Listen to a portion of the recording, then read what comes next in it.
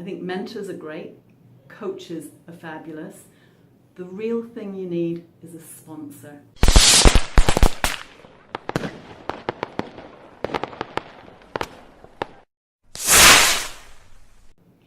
Hi, my name is Trish Thomson and I'm an international marketing strategist.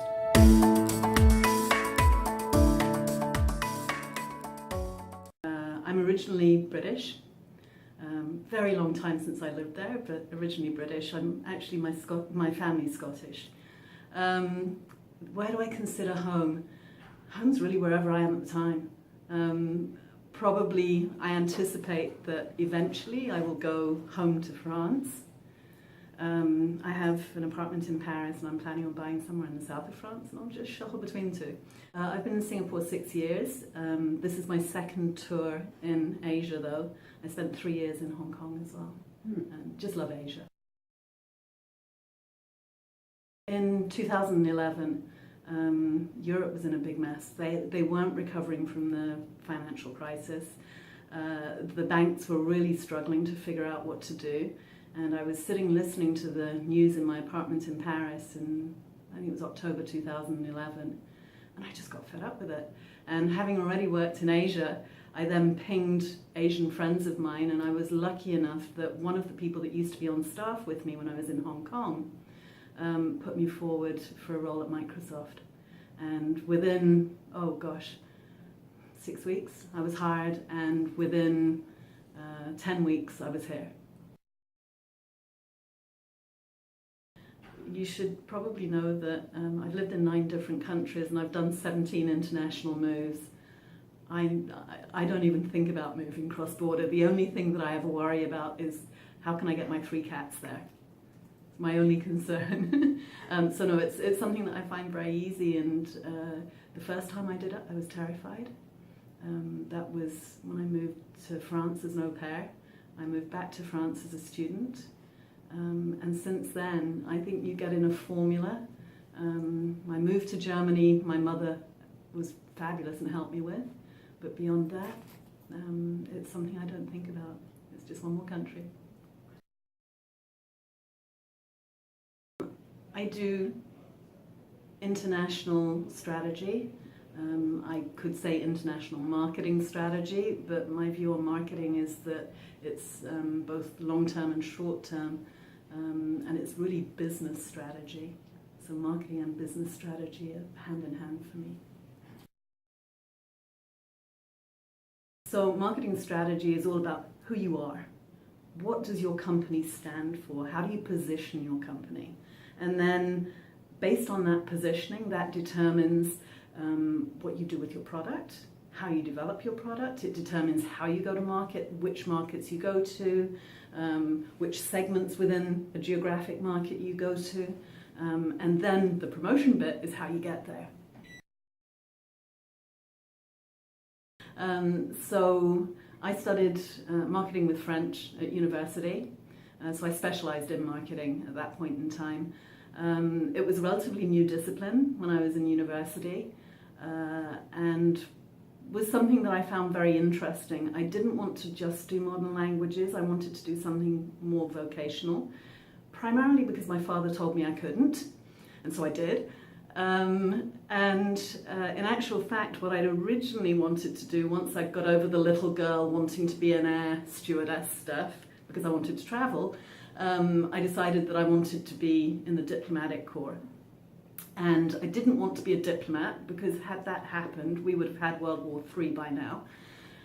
But what I did want to do was work in the trade mission and promote British trade interests abroad. And so that was my original aim. I got into the Foreign Office and had decided that I needed to stay with my mother for a year. So I went into business and I never looked back. I was in marketing and I just went with it. And I've had a fabulous, really privileged career. Don't try to change too much all at once. And so I usually say either change job role or change company or change country. Don't do all 3 at the same time. because it's very, very challenging if you do all three. You can really only manage one variable and be successful.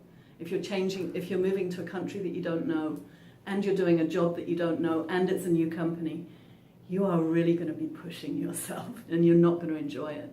It's going to take you a long time to settle. I've just seen people fail when they've tried to do too much. I really have. And I've made that mistake.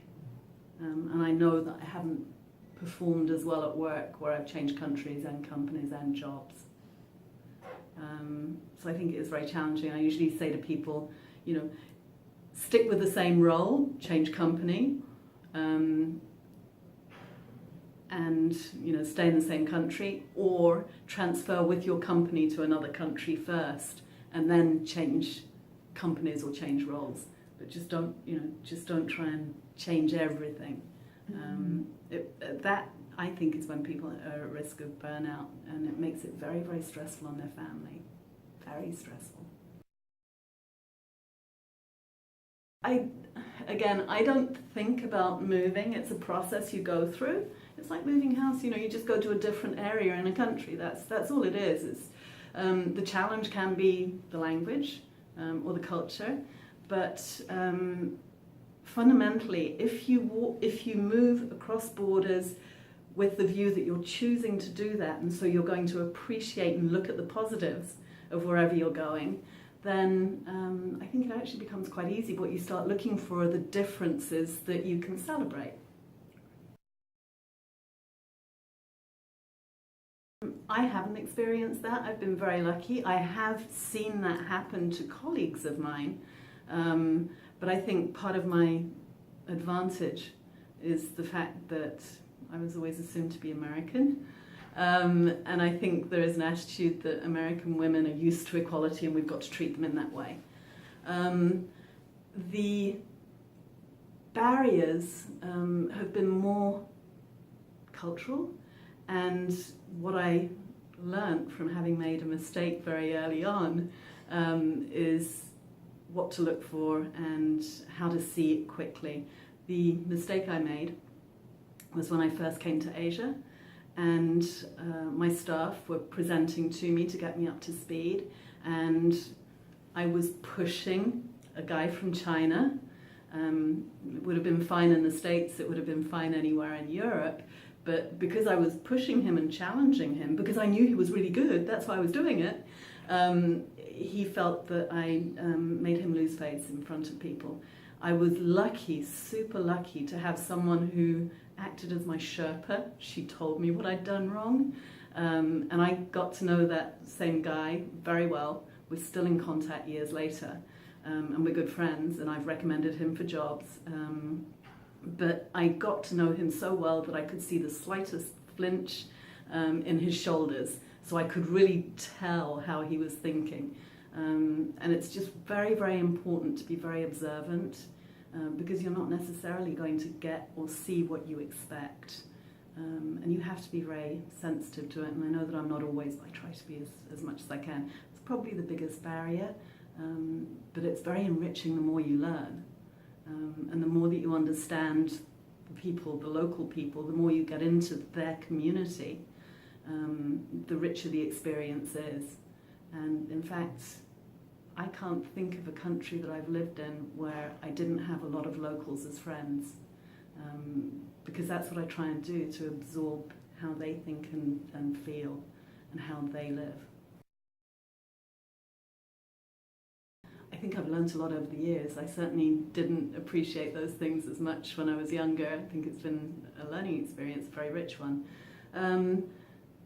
But I think you have to embrace different countries and different cultures. That's what makes my life rich. That's what makes my job rich. Understanding what the differences are between Korea and Japan and China and India, and being able to appreciate those differences and understand the drivers of the different people in the different cultures. For me, that's part and parcel of marketing. It's understanding your customer, and you've got to get into the cultures to do that. I think it's a question of mindset. Marketing is marketing. Marketing is having the customer front and center figuring out what they need, and it doesn't matter which country you're in or even what product you're marketing.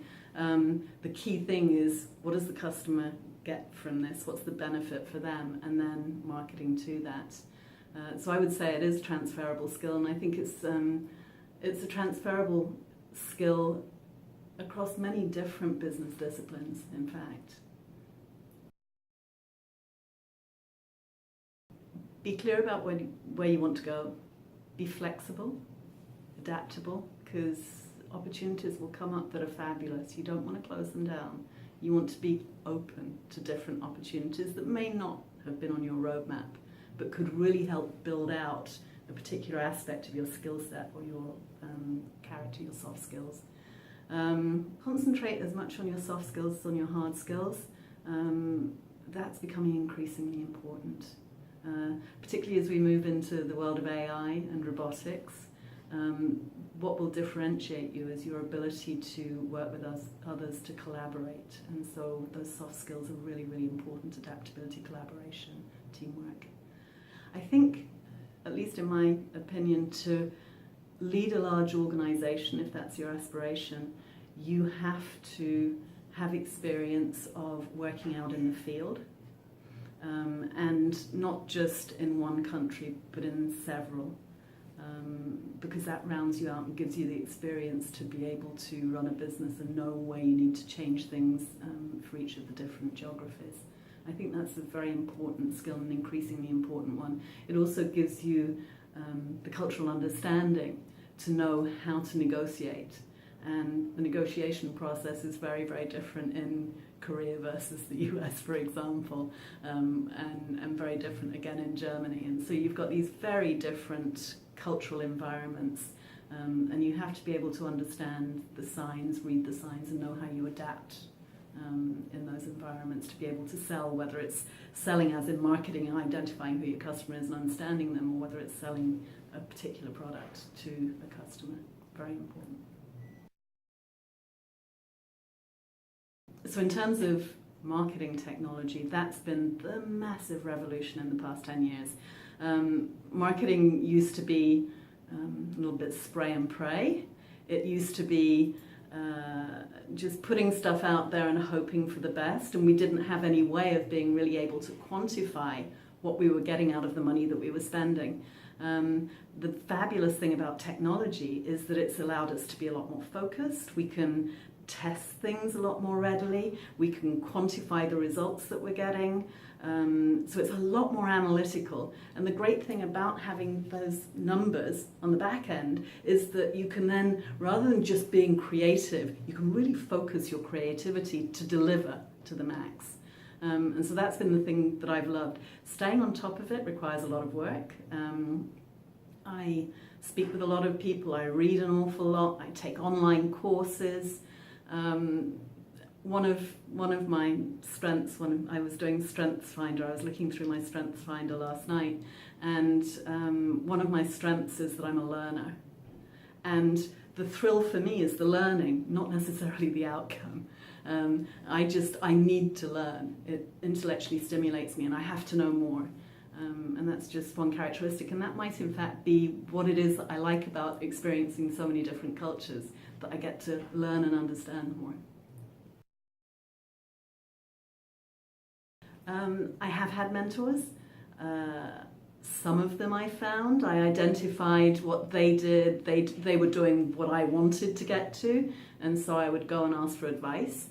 When I first came to Asia, I went to the person that had been the Intel Asia lead in marketing, and asked her what I should learn and what she would counsel me to do, and she would give me consistent advice over the period that I was there, I was very privileged.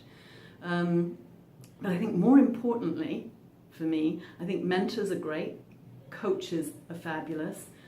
The real thing you need is a sponsor, and the sponsor is the person that can see where you could go and what your potential is, and the minute they spot an opportunity, they'll open the door for you. Your challenge is to walk through that door and grab the job, but they will help you open the way for you, open the path for you, and that has been invaluable to me wherever I've had a sponsor, that has been what has helped me hugely. I think it's so important that we learn how to do that. I usually advise people to have a mentor internal to the company you're in and a mentor outside the company. And they offer you different perspectives. The one outside the company will give a very different perspective to the one in the company. I think that's important. I think that as a mentee, you've got to be really clear about what you need from your mentor. You've got to walk into those meetings prepared with, here's what I'm struggling with. And you've got to be prepared to be open, be vulnerable.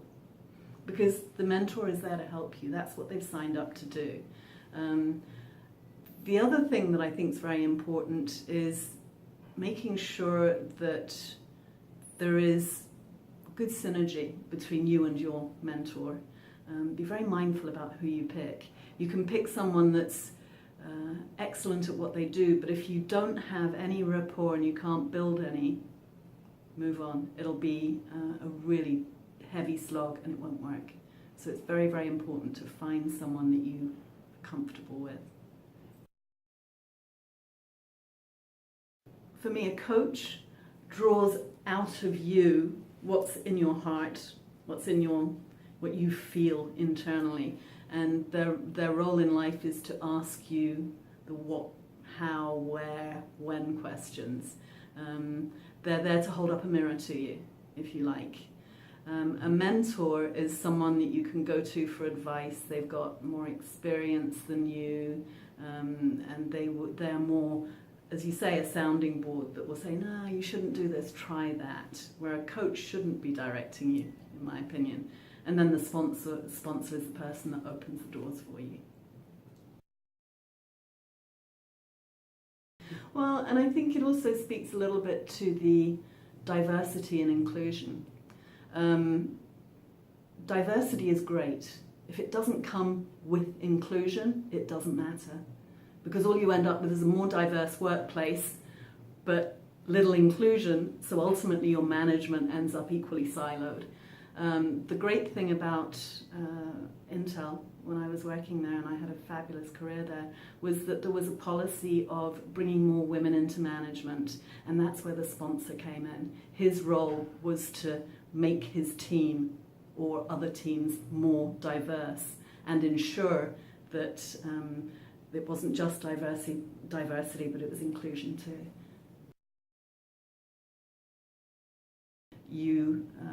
You need to identify who can help you, and that person needs to know you. They need to understand what you're capable of. In many cases, in fact, one of my sponsors was my mentor, and still is my mentor. But it's very important that they're also able to open doors for you. And I think that's the difference between mentoring and coaching. Mentoring and sponsoring, which is a mentor can help you and guide you. A sponsor creates the opportunities for you.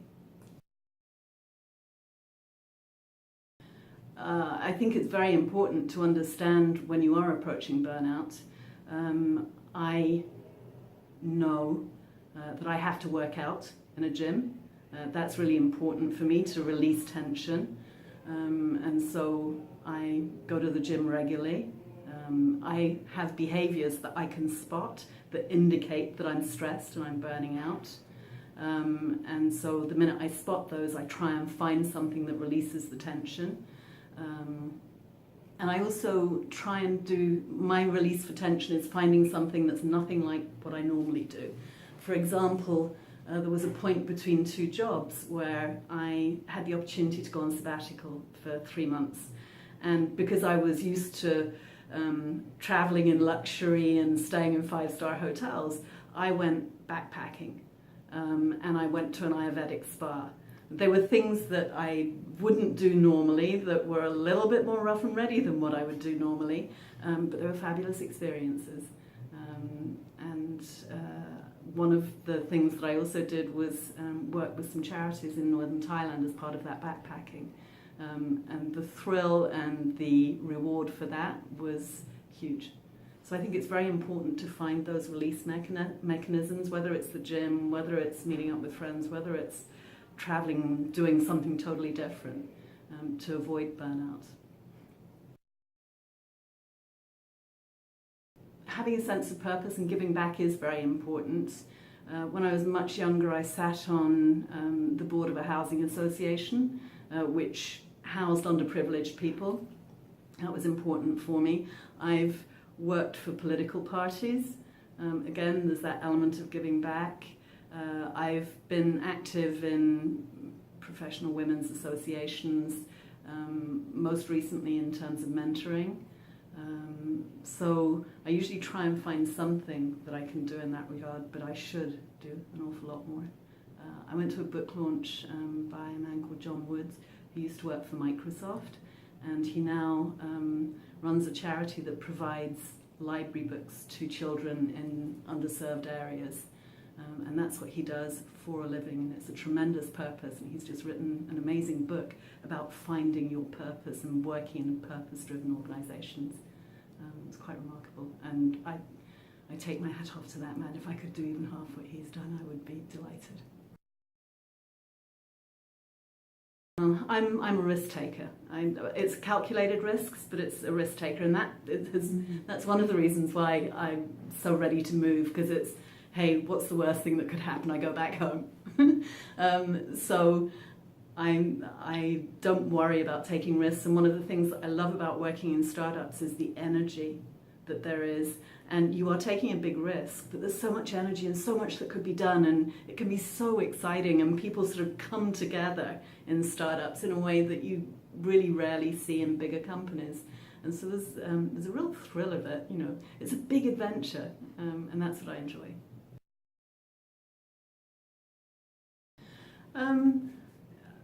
I think that depends. It depends on the countries. It depends on very often your ability to speak the local language. What I have found is that women are amazingly helpful to each other. They're very supportive. I have found, I've met so many women here in Singapore that, you know, if you ask for help, they'll find a way to help. But I think that's generally true. I think if you ask people for help, they will do their best to help. It's very rare that they won't. Do I think women need a particular support structure? It depends on so many circumstances. Are you on your own? Do you have children?